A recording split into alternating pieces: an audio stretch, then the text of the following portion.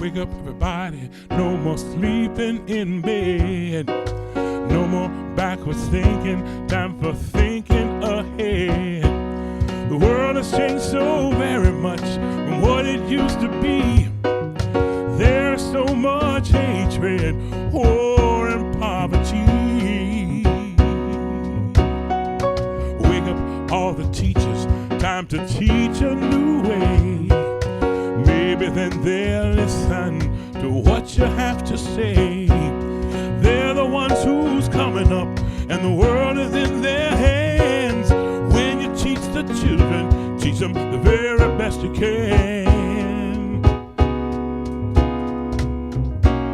The world won't get no better, yeah, if we just let it be. Na na na na na na na. The world won't get no better, yeah. We gotta change it, yeah. Just you and me, yeah. Wake up all the doctors, make the old people well. They're the ones who suffer and catch all the hell. They don't have so very long before the judgment day. Won't you make them happy before they pass away? Wake up all the builders, time to build a new way. Maybe when we are all in the hand, only thing we got to do is put it in our minds. Surely we can do it, and do it all the time. The world won't get no better, yeah, if we just let it be. Na na na na na na. The world won't get no better, yeah. We gotta change it, yeah. Just you and me, yeah. Can't do it alone. We need some help, y'all. Can't do it alone, yeah. Come on and wake up, everybody. Wake up, everybody.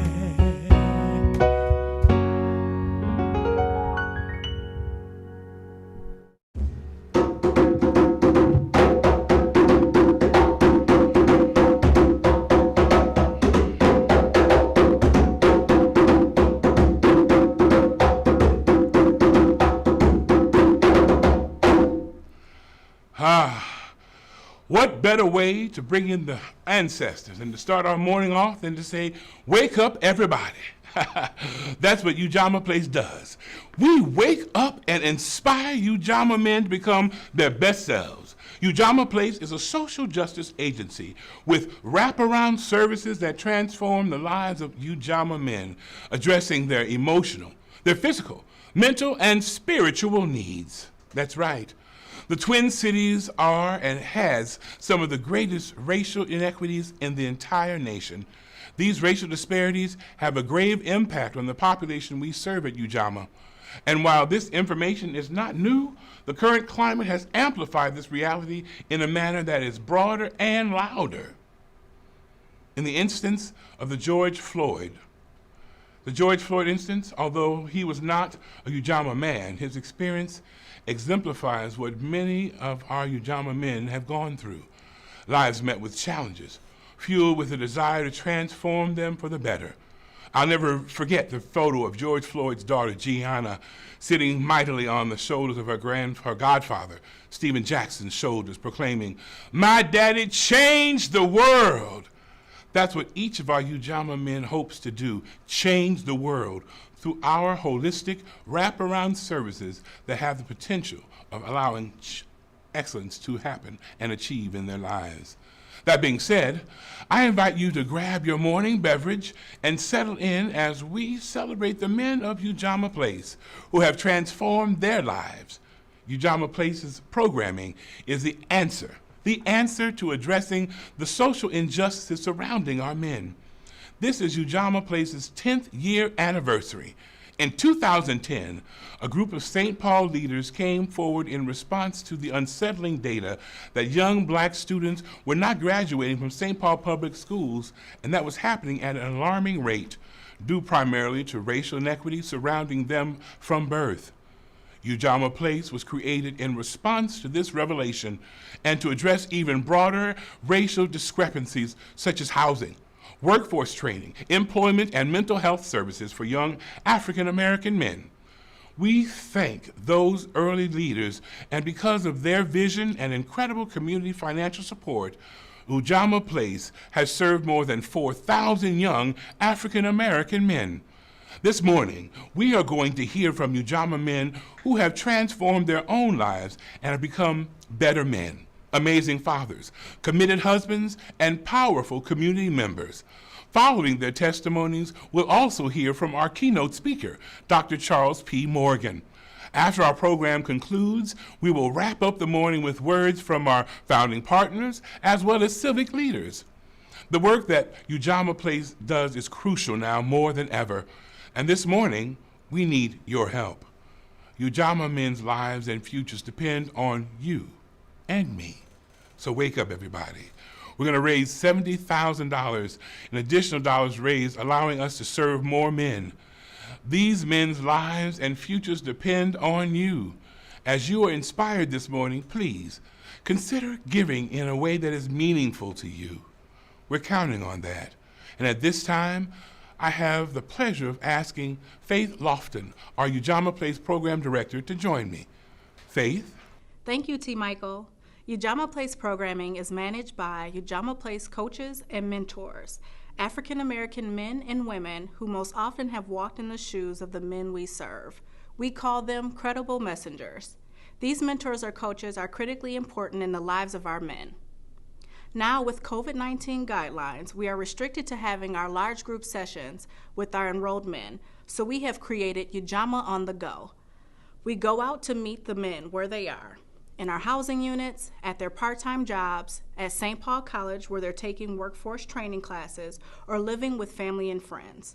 The pandemic was hard on our population, but with the help of funding, we have created virtual platforms for our learning and training.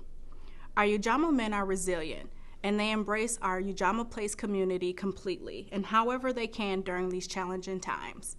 I am looking forward to all of you hearing from them. They are truly amazing young men, and both Otis and I and our team of coaches are very proud of them. Without any further ado, I'd like to introduce our first Ujamaa Man experience from Gary L. Gary L is now a Ujamaa Place staff member, and I think that you will agree that his transformational journey is powerful.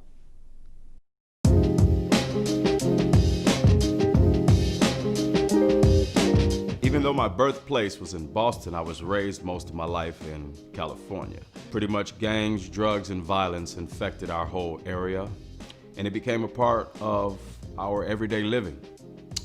There were times we were not blessed with food, and therefore we had to search for ways to eat. We had to search for places to sleep. I've been through the whole gamut. Before I knew it, my every thought was based on criminal activity. Before I knew it, before I would even speak to an individual, I already had it in my mind, what can I achieve from speaking to this person? What can I gain? It was already unbalanced. It was evil intent. It was malicious, everything.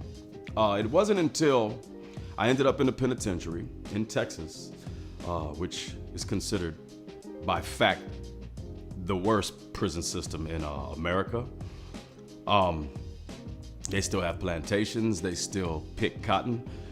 They still do things like that, and I had never been around anything like that, so it was a serious shock. Well, while I was in prison in 2001, a young man came to me, and he said, "Gary L, I need your help." And I said, "Well, for what?" I'm thinking, you need some chips? You need soups? You want some coffee? He said, "No." He said, "There's a man forcing himself in my cell every night and making me having sex with him." And I remember just the sheer totality of shock that I experienced when this young man, who was 18 years old, came to me for this assistance. I wasn't known as a a protective individual or anything like that, and this is in prison. You do not associate with other people's business, especially business like that. So I took it upon myself right then is when I made a change in my life. And I chose to stand up for the guy, help the guy out. He actually ended up getting taken care of, and pray to God he's okay today. But that made a big change for me, and I became a different individual. I became Gary L. I found out about this place named Ujamaa in 2019. I needed an apartment. I had been working basically full time now as a demo lead. I was up to like $20-something an hour, so my working was going good, but I still didn't have a place. And I heard about Ujamaa. They had apartments. Well, I went to them and they said, well, how old are you? I said, well, I'm 49. And they were like, sir, we only serve 18 to 31. I was like, are you serious? I mean, there's a lot of us at different ages who are coming out of the system, returning to the state, and trying to get on our feet. But then I asked, well, what do you guys do? And he said, well, we help people with transitional housing, we coach them, we help them with employment, and we basically try to keep them out of the system, help them navigate through the Department of Corrections and through probations and paroles. I said, well, that's amazing. I was actually just doing that for a pretty long period of time, and I wasn't getting paid for it. It's basically something that I like doing with my life. I'm now the housing coordinator coach. I help the brothers transition through living, such as dealing with property management, dealing with themselves, voicing their anger in different ways, which could help with legal, justice, etc., instead of violence. Helping them think. Critical thinking is what I institute with the brothers. I help them with hygiene. I help them with proper decisions, help them with employment, help them get to their employment. Employ them myself if I have to, right out of my pocket. And it's just a beautiful day every day that I get up and go to work.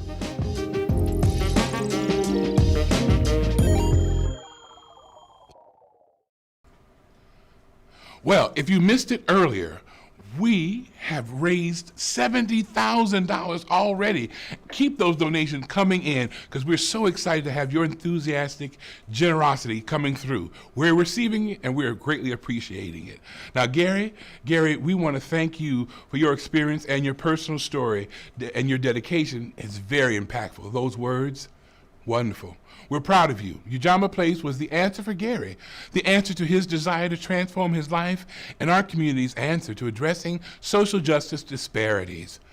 If you are just joining us, a reminder on how to give is on the screen. You'll see it right now. At this point, it is my honor to introduce Ujamaa Place's CEO and president, Otis Zanders. Otis joined Ujamaa Place in 2012 after a 35-year career with the Minnesota Department of Corrections. His leadership has been instrumental to Ujamaa Place, and I am both delighted and honored to invite him up here to the stage. Come on now, Otis. Thank you. Good morning, everyone. Thank you, T. Michael. I deeply appreciate the opportunity to serve the men role at Ujamaa Place. For over 300 young men in the Ujamaa family we serve here, we want to thank you for attending today. We are so grateful to our ambassadors for getting you here and all that signed up. The men at Ujamaa have experience to share with you this morning. But before we show that, however, I must acknowledge that last week at Ujamaa, we lost a dear friend. Rick Heidinger was one of the original founders of our amazing organization, who said, enough is enough. From this group, we help guide us to where Ujamaa Place is today. Ujamaa Place advocates for the young African-American men have no justice, have no voice, and have no future without interventions from you. We at Ujamaa Place, we want to thank Rick for his relentless pounding on the doors of justice for the men who often have no voice. In honor of Rick and his contribution to the Ujamaa Place family, we'll be creating a Rick Heidinger Jr. Award that will be given out at our annual celebration for the Volunteer of the Year. So stay tuned for that. We would like to thank his family, Beverly and Aaron and Rick Sr., for this opportunity. But now it's my pleasure and privilege to introduce you to another young man, a young man who was one of the original Ujamaa Men, as well as one of our founders and on our community service board. I present to you Mr. Richard White. I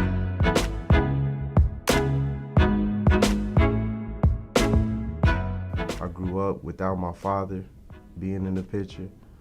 So during that time, you know, you find love in other places. And some of those other places was the streets for me. Made some bad mistakes, got caught my first offense, class 4 felony, aggravated unlawful use of a weapon.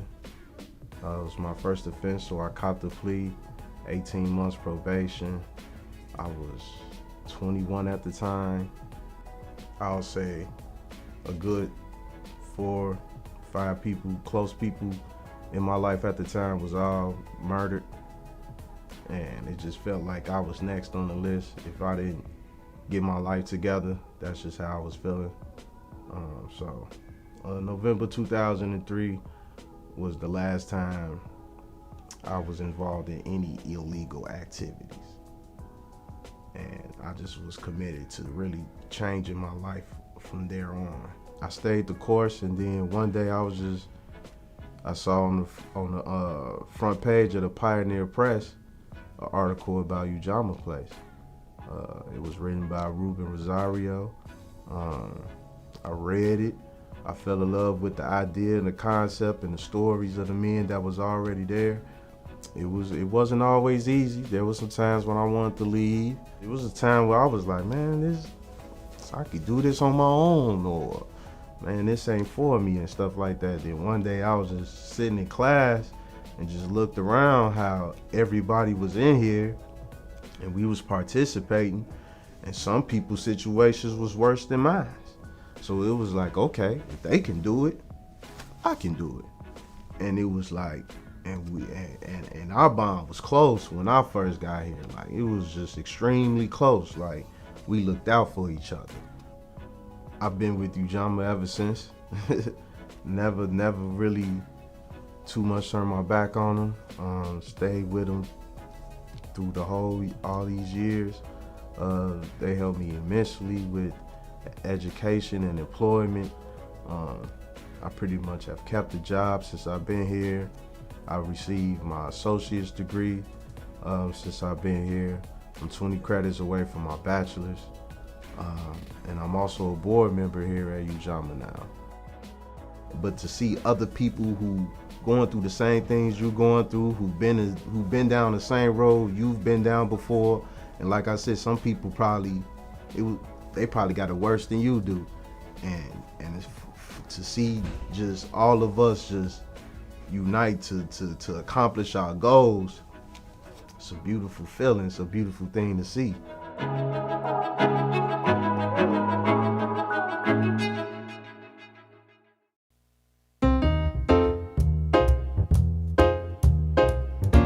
That's right, y'all. Ain't nothing like the Thursday morning blues, the Ujamaa Place blues, y'all. Are you ready for it? Get your coffee up in the glass. Hey, everybody, it's time for the Ujamaa Place blues. Oh, I said, hey, everybody, time for the Ujamaa Place blues. Well, we're here on this Thursday morning to sing the Ujamaa Place blues. Listen here. Otis Zander is our CEO president. Yeah, he keeps things going mighty fine. He's the man of the hour, yes he is. Oh yeah. And those Ujamaa men, they can be the community's closest friends. Well, they do all kinds of things. Let me tell you what, they learn how to be the best person they can be. And so I want you to know, Ujamaa Place is the place to go. Yeah, if you're having problems with your life, come on over here. There's no reason for you to worry or have some strife. No, the Ujamaa Blues, that's what we're talking about. The Ujamaa Blues, that's what we got. Ujamaa Blues, yes, Ujamaa Blues, yeah. We got the Ujamaa Blues. Boo-doo-doo-doo-doo, yeah.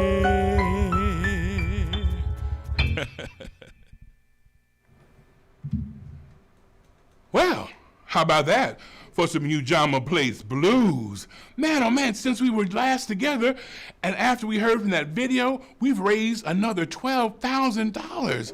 We are moving $82,000 so far this morning.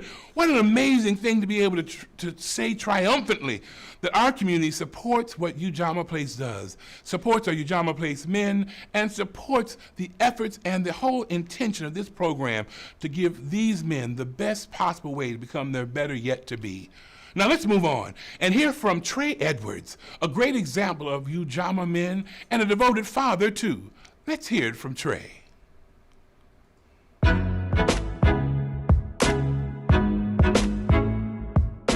I actually had a household with both my parents. They were both really good parents. I usually bump heads with my mom because it was just tension there. I actually went to college in Winona State, so I did that for a year, and I just wanted to follow my dreams after that. So I actually started off with painting. So I was a painter, and then I had a conversation with my older brother, which he was into fashion, which he actually doing pretty successful in. And I asked him, what's some advice that you can give me, because I want to do painting, but I also want to do fashion as well. And then he told me, he was like, why don't you just combine the two? And I did that for about a year and a half, 2 years. And then I proceeded to just, bring that out to people, and then I went to fashion shows. This is why I'm homeless. So I'm going to fashion shows, I'm presenting these clothes, I'm working with people, I'm making sales. I'm actually gaining a name for myself in a time frame where I'm actually in a sticky situation. Actually ended up with my daughter a year later, so that was cool. Had my little situation after that, and then actually was homeless for 3 years. I would say Ujamaa really helped me with stability and to be really more focused. I was already a focused person and I already had goals in mind, but they provided me with the housing and stability to get to the next step in life. So I was able to do the things that I always wanted to do with my daughter. That was a short book there.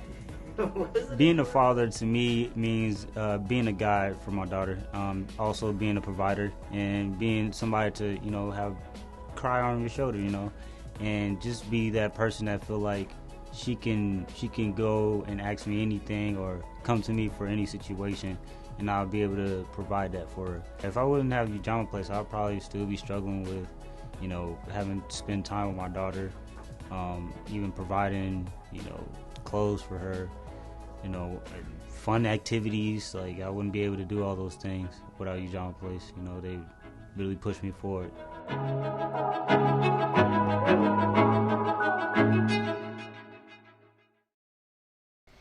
There is nothing more inspiring or heart-rending than to see a father with his child, but then to see a father and daughter together is absolutely delightful. Thank you, Trey. Thank you so much. This morning, we have seen and heard from Ujamaa Place men who have made transformational changes in their lives thanks to Ujamaa Place's wraparound services. They are but a few of the hundreds of other Ujamaa Place men who have experienced these kinds of positive outcomes. Ujamaa Place is providing a solution, an answer for these men, while at the same time addressing social justice disparities in our community. Ujamaa Place serves hundreds of men each year. Funding to accomplish this much needed work comes from people like you who are attending today's virtual breakfast. We need your help right now to aid us in our ongoing efforts to be the answer for so many of the men who need us. Now, here's your chance to be the answer for us by contributing to our fundraising effort this morning.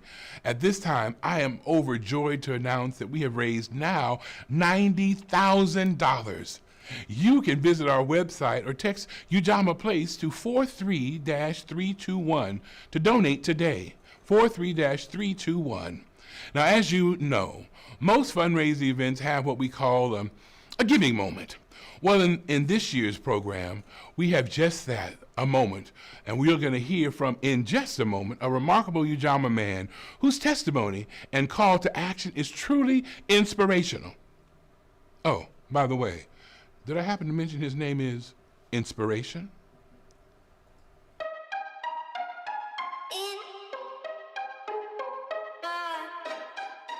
One thing that I love about Ujamaa is that they show you how significant your story is. And so I remember when I was going down this dark path in my life, I hated to even talk about that. I didn't know that that even had any value. You know, that was a dark place that I never even wanted nobody to know, see about it, anything like that. But what Ujamaa did was have me to remove the cover off of that. Because a lot of the underlying and root issues that the city face is up under that cover. In that dark spot, in that dark, path that don't nobody want to talk about or don't nobody understand. And so Ujamaa has allowed me to be comfortable with sharing my story and the significance of my story and show me how I could use my story as a tool. Some of the challenges that I faced in my life, before I actually started this transition process was overcoming drugs, not being involved with criminal activities, separating myself from bad influences, and get my GED was another challenge for me because I dropped out of high school and I didn't have no plans on going back. I really was at a low point in my life to where I knew that I had to call out on something greater. I didn't have no relationship with God, but at this point in time in my life, I needed God in my life to help me. And so I started to call out on God, and God ended up leading me to his Bible. And so I started reading the Bible and meditating on the Bible and trying to understand the Bible and let God speak to me and use me. And over a period of time, before I even knew it, I was just in love with the Bible. I was reading the Bible on a daily basis and just, letting the word of God live through me and, shine his light through me and things like that. So yeah, that relationship happened at the point of time when my life started to change in 2013. Everybody go through situations in life. Everybody need assistance in some shape, form, or fashion. And so like Ujamaa for me is like that place of assistance. A lot of the staff here, they really love to help. And so the passion, and just the love is there. And what happens is the change, the results, it be there, And so that's part of the reason why I'm still here. If you really want to change where you at, get Ujamaa a chance. And that's just the truth because Ujamaa got podcasting. We got the music recording thing. We got the videography thing. We got the St. Paul College thing for the welding. We got a CDL class thing for guys to take. It's just so many benefits to where a lot of those barriers to where that come in front of guys or stop them from progressing in life, Ujamaa kind of do away with that. So I'm trusting the process, and I'm also, I'm still transforming. I'm still growing.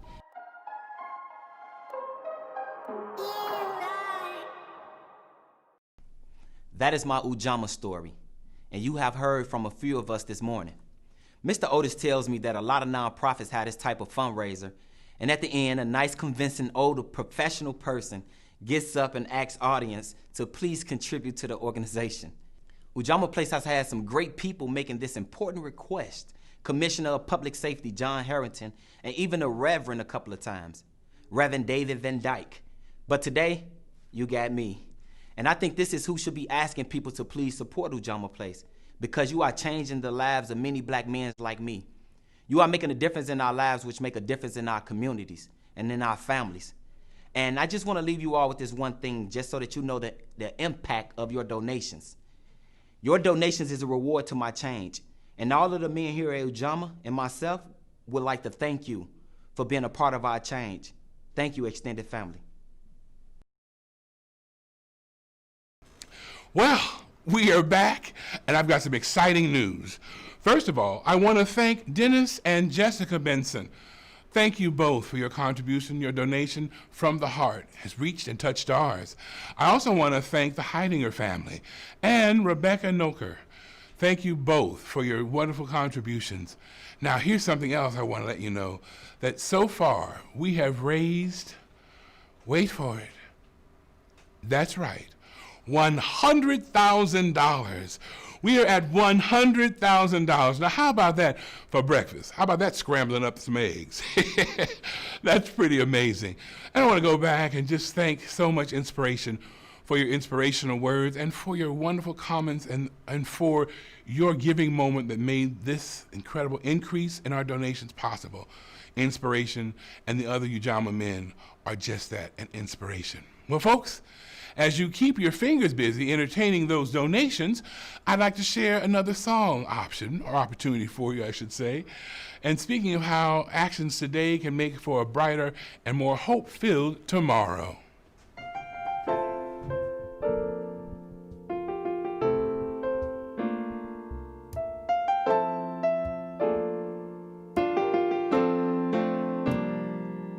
Say tomorrow. One moment, please. If we just hold for a second. I want to go ahead and make sure that all those things are really ready when we start this song, because I know that when we get the lyrics together, we can all be together. All right? So let's go ahead and get that going. All right? If we're ready, let's start it again.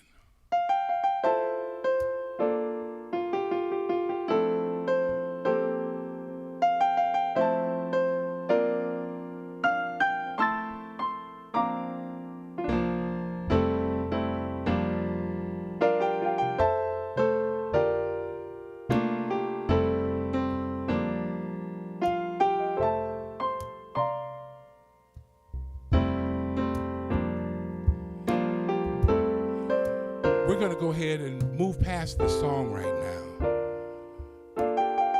Thank you, gentlemen. The song and the inspiration for the song is really what we're all about. Now, Otis, join us as we finish up our program this morning. Thank you. Thank you, T. Michael. Great job, my friend. We are pleased to be here this morning, and we're just so honored and pleased that all of the donations that's coming in. We appreciate you taking time to join us this morning as we sit around and celebrate every step forward. Now, I want you to know that I'm hoping that you know that how we couldn't do this without the outstanding work of our sponsors. They should be on your screen. I won't list them by name now, but please know that we are so grateful for all the attention that you gave to the request to sponsor this event. Because if it weren't for you, we could not do this. This work is all dependent on people like yourself that give generous from their heart. And now, it is with a great pleasure, because we have some other exciting things for you this morning. It is my pleasure right now to introduce you to a good friend of mine. I had the pleasure of meeting this young man when he first arrived into the Twin Cities. So without much further ado, I'd like to introduce you to the esteemed speaker, Dr. Charles Morgan. Dr. Charles Morgan is a national and international speaker. He's the recipient of the 2020 African American Heritage Award for his community leadership. And as I mentioned, the National Speaker Forum is something that he does extremely well. But he also is the International Director of the RLC Ministries in Malawi, East Central Africa, where he oversees the development of more than 30 years. And he is a licensed marriage and family therapist in California and Minnesota. So without further ado, please welcome my friend, Dr. Charles Morgan. Thank you, Otis. So glad to be here. Ujamaa Place is an extraordinary service provider supporting African American men and providing a continuum of care that ultimately transform lives. Ujamaa is dedicated to working with men who have had challenges with the legal system, and these men are looking to change the trajectory of their lives to experience futures that yield desirable outcomes and the realization of their goals and dreams. Ujamaa Place is building a safe, equitable community where Ujamaa men have an opportunity to recalibrate their lives and build their own supportive community. This is done through unifying families, providing life skills and personal development, targeted approaches for holistic health, and employment opportunity for a healthy, sustainable, independent lifestyle. You are probably familiar with the topic of mass incarceration of African American men. African American males are being imprisoned at an alarming and unprecedented rate. Out of the more than 11 million black adult males in the U.S. population, nearly 1.5 million are in prisons and jails, with another 3.5 million more on probation or parole, or who have previously been on probation or parole. Problems with the legal system or actual incarceration creates formidable roadblocks for men who have paid their debt to society. Pew Research data from 2017 tells us that blacks represented 12% of the U.S. adult population, but 33% of the sentenced prison population. Whites accounted for 64% of adults, but 30% of prisoners. Unfortunately, for many black men, they continue to pay long after their actual debt has been paid.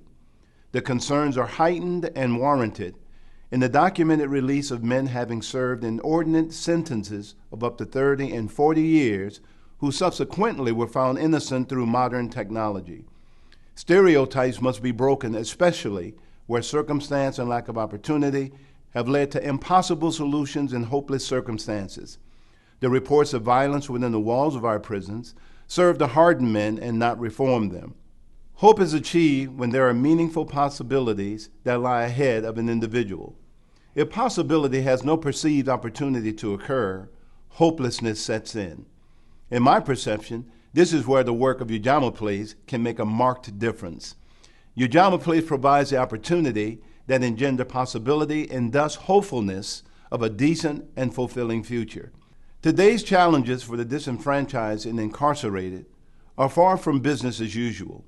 We need visionary leadership and programs that create actual solutions to the roadblocks and obstacles that lead to impairments in the pursuit of equitable opportunity. We must address the multi-generational transmission processes that serve as a continuum for maladjusted behavior and bad decision-making processes. We must address the trauma experienced by men who have endured prison. Yes, I did say have endured. The black box reality within our prisons show the dire circumstances faced by inmates of all colors daily. At the heart of Ujamaa Place is the Ujamaa Man. Ujama's philosophy is the theory of transformation, programming that results in life transformation. Men are empowered, being tutored in zones of proximal learning to experience how to navigate historic inequality, poverty, and the criminal justice system. This approach prevents recidivism and actuates men towards responsibility and participation in a social contract that have their best interests at hand. Ujamaa Place is also relational, where Ujamaa men experience firsthand what it means to be a functional part of a viable community. Trained coaches are involved, some having experiences of their own with the legal system. That helps to normalize the challenges faced by African American men. The camaraderie and esprit de corps goes a long way for individuals that crave to belong somewhere. Ujamaa Place has created an environment where behavior that is expected of Ujamaa Man is lived out and modeled in high context relationships. The work done at Ujamaa is hard work, such as cognitive restructuring. Spiritual development is an important component in building a Ujamaa Man.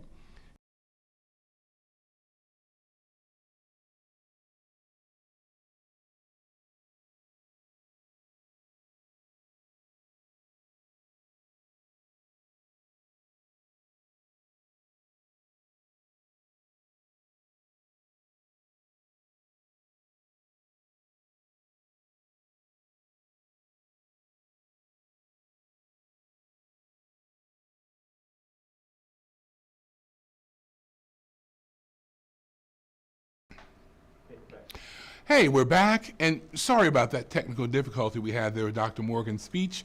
I hope that you received as much benefit as we did from hearing his wonderful, insightful words and his commentary on the state of affairs for African American men. Well, I want to let you know that we're grateful for him spending his time with us this morning. We appreciate that, and we appreciate you as well for being here with us. I'm about to sign off and let you all enjoy the sentiments from our founding partners and community leaders, but before I do, I'd like to remind you one last time on how to give and check in on our progress. We have currently raised well over $100,000. You know, that's just amazing. Those numbers keep coming in, and your generosity is something that just cannot be, we can't thank you enough. We're so very appreciative when we think about the hundreds upon hundreds of Ujamaa men who will be transformed from these incredible wraparound services and from the fact that Ujamaa Place is truly the answer for African American men in the Twin Cities as it comes to them receiving the skills and the incredible support and the incredible groundbreaking opportunities and services that happen here at Ujamaa Place. Now remember, if you want to make your donation, you can do so by by texting 44-321, 44321 to make your contribution. This has been too much fun. Really it has. And I really enjoy spending my morning with all of you. This program will be available online on the Ujamaa Place website after we conclude. So please, share with those who weren't able to join us, and maybe you can encourage them to give too. Now, enjoy some short video messages as we celebrate our breakfast and our 10th year of being in existence here at Ujamaa Place.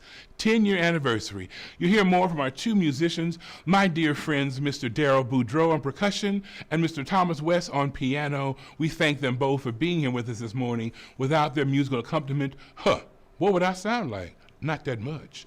Thank you again. Have a beautiful rest of your day and a fantastic remainder of your week. Hi, I'm St. Paul Mayor Melvin Carter. While this enduring pandemic prevents us from being together in person for this year's Ujamaa Place annual breakfast fundraiser, I'm glad to join you virtually to offer this message. We're truly in unprecedented and uncertain times, facing multiple crises on multiple fronts. We continue to endure a public health and economic crisis that has impacted every aspect of our community. If that wasn't enough, we're in the midst of a national reckoning on race and the generations-old trauma of racial violence against our Black and brown communities. Now more than ever, we all have a responsibility to ensure that as we move forward through this together, no one is left behind.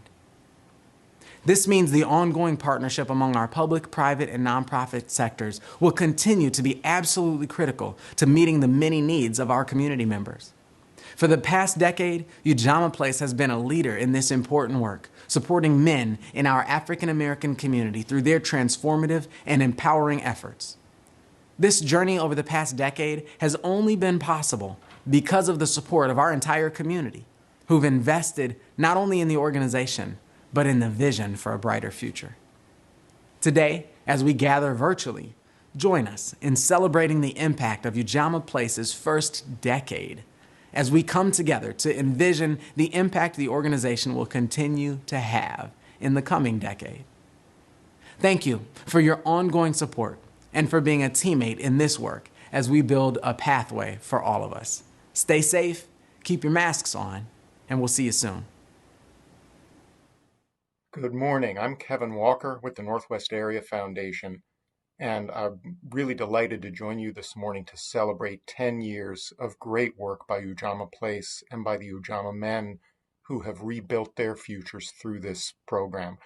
The Northwest Area Foundation is deeply honored to be in relationship with Ujamaa and to support this crucial work.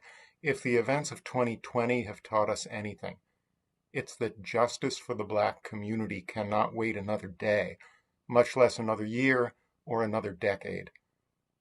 We, together as a community, have to push back against this era of mass incarceration and the way that it destroys Black men's lives, their families, their communities. Ujamaa Place has some very important answers and approaches to that challenge that are rooted in the Black community, that are tried and tested, and that have served the Ujamaa men who passed through its doors extraordinarily well over a 10-year period. So we are with you. It's really a joy for me to be able to say congratulations this morning and to wish Ujamaa nothing but great success in its second decade. Thanks very much, and good luck with everything. Hello. My name is David Van Dyke. I'm the former pastor of the House of Hope Presbyterian Church in St. Paul, and I have the privilege of serving as one of the founding board members of Ujamaa Place. It's hard to believe that Ujamaa is now 10 years old. I remember when Ujamaa was nothing more than a dream, sketched out on a napkin over breakfast. But here Ujamaa stands 10 years later, standing proud, doing the good and difficult and necessary work that is required, particularly now in society as we face these unprecedented and tumultuous times. I want to thank the Ujamaa staff, my brother Otis, Xanders, but particularly I want to pay tribute to the men, the Ujamaa men, who have put their trust in this organization, who dared and trusted enough to come through our doors. We acknowledge that that's difficult because for many of you, trust has been broken and shattered many, many times. So thank you for putting your trust in Ujamaa Place, the staff, the theory of transformation, but most importantly to yourselves, to making a commitment deep down to transform your lives for good and for better and for making a difference in our community. That's not lost on the future Ujamaa men and the newer people who come through those doors who look to you as role models and mentors. So thank you for your commitment and thank you for being wonderful examples of what society can look like, particularly during these difficult times. I want to thank those who have supported Ujamaa and its important mission in the past, and particularly welcome and thank those who will invest in our men going forward. Your support is extremely important, and the men of Ujamaa are worthy and deserving recipients of any support you can give this wonderful organization. Congratulations on Ujamaa on a wonderful 10 years, a remarkable 10 years of accomplishment and achievement. I'm so proud to be a part of this organization. Thank you. Hello, my name is Chris Crutchfield, and I'm Deputy Director of Ramsey County Community Corrections. And I want to give you 3 reasons why we love and support Ujamaa Place so much. Number 1, Ujamaa Place is completely focused and committed to the well-being of the men that they serve. Ujamaa leads with love, and many of these men have had a lack of loving men in their lives. We have a saying in corrections that no one cares what you know until they know that you care. And the men of Ujamaa know that the staff love them and care about them. And that opens up everything else as far as programming and opportunities for the men. Number 2, Ujamaa is culturally specific, which means it can do a lot of things for these men that other organizations cannot do. The staff of Ujamaa look like the men that they serve, and many times they've walked down the same road, both figuratively and literally. But what that does is that provides them a unique perspective and credibility and authenticity in working with these men. And it's something that really pays dividends. And number 3, finally, Ujamaa offers hope. Not just hope that these men will succeed, but hope that they're going to thrive and have a wonderful life. And these days, we could all use a little bit of hope. So we love Ujamaa Place. We support Ujamaa Place. Go Ujamaa Place! Hello, I'm John Choi, the Ramsey County Attorney, and I want to personally thank each and every one of you who are taking the time out of your day to be a part of Ujamaa Place's 10th anniversary celebration. I really wanted to be a part of this event and to be there in person, but because of the pandemic we can't, but we're doing this virtually. But I'm going to speak just from my heart, and I want to first of all say that today, with everything that's been going on, with the pandemic, the murder of George Floyd, and also Jacob Blake, we're in a really, really important time. And organizations like Ujamaa Place have been doing this for a really long time, that critical work that needs to happen so that we can make our criminal justice system more just and to make our communities better. And as I reflect on the moment that we're in now, with all of you, I think it's so perfect right now, even though that we're struggling and we're hurting as a community. It's perfect because I believe for the first time in a long time, I'm feeling a sense of urgency around the issues in which Ujamaa Place works, to advocate for and to help African American men who have been connected to the criminal justice system.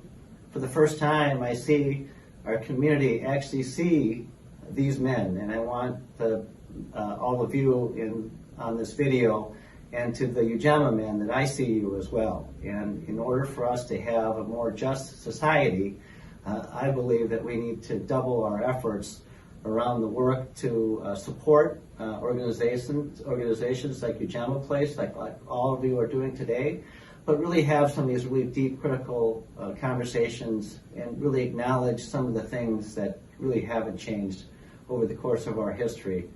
And today, you're making a difference, and I pledge to you as a county attorney, I will continue these efforts to make our community a better place for all, and a criminal justice system that truly is justice for all people. Thank you. Hello, I'm State Representative Tim Mahoney, the chair of the Jobs Committee in the Minnesota House of Representatives. And it has been my great honor and privilege to have worked with Ujamaa Place for the last 10 years.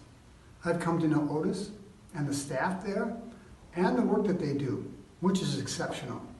This mission-driven organization wakes up every day with the goal of helping disenfranchised young African American men to do better for themselves and their families.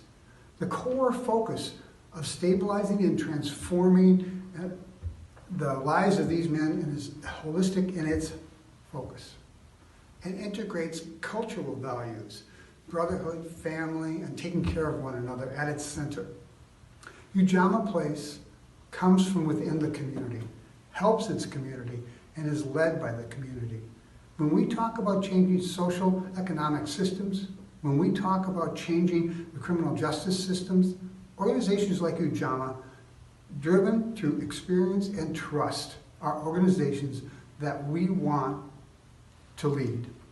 I'm very proud that I got the chance to work with these men and women and look forward to continuing that support in the future in any way that I can.